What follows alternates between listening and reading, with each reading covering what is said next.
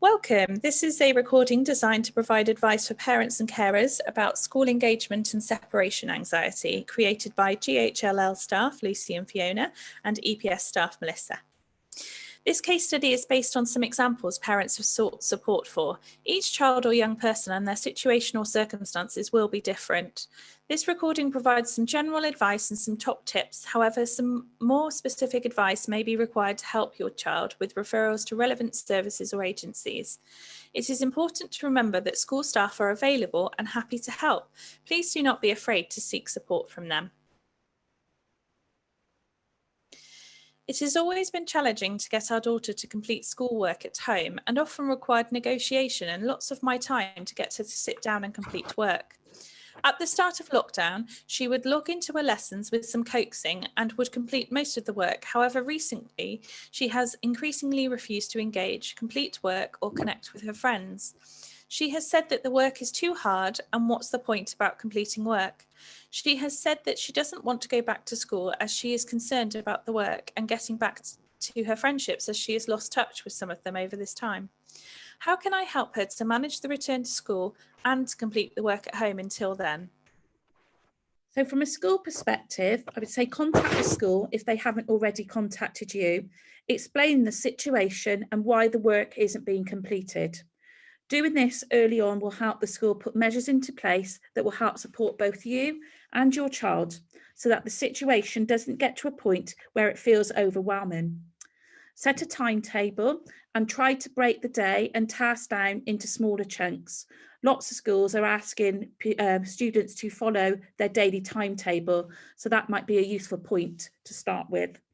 Work for shorter lengths of time and take regular screen and work breaks. Could prioritise the core subjects such as maths and English, as well as identifying subjects that your child enjoys. Give praise for work that is completed and try not to focus on the work that isn't.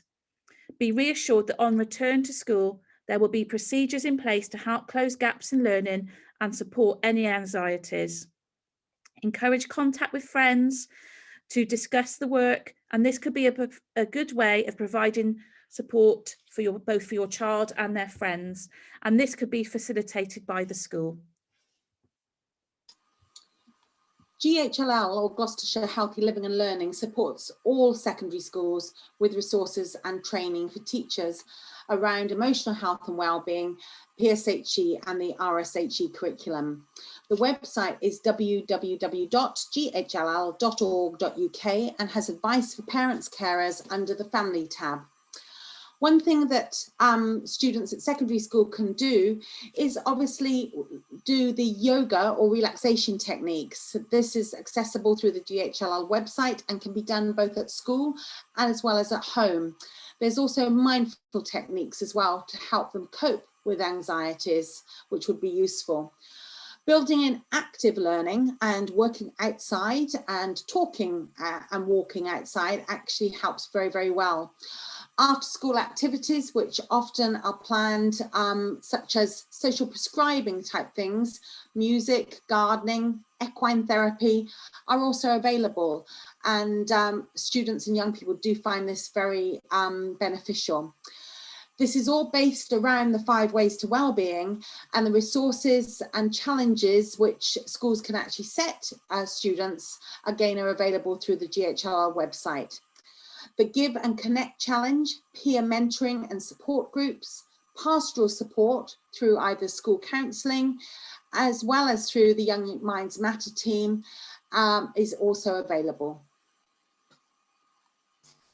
From an educational psychology perspective, it's important to explore how the young person is feeling and share how others may also be feeling the same as them, and look for opportunities for them to connect with peers if required, to help them to generate ideas for their work and also to connect together. It's important to identify the main barriers or challenges to allow joint problem-solving ways to manage these, including considering who else may be able to support, such as school staff. Talk about the positives and the worries about school to be able to make a plan which is fair and equal.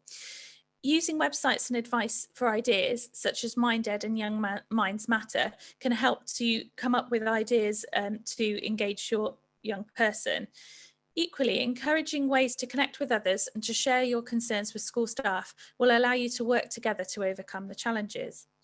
If there are worries about being behind in their schooling, create a dialogue with school staff to allow them to help to reassure you and your child about how they will support your family. Being able to consider the positives of school can help support a young person's belief system about school and help to build their intrinsic motivation.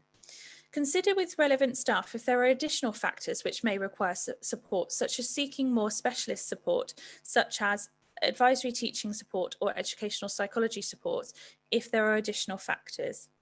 By using a growth mindset approach to their learning and using a strengths-based focus can help to engage your young person.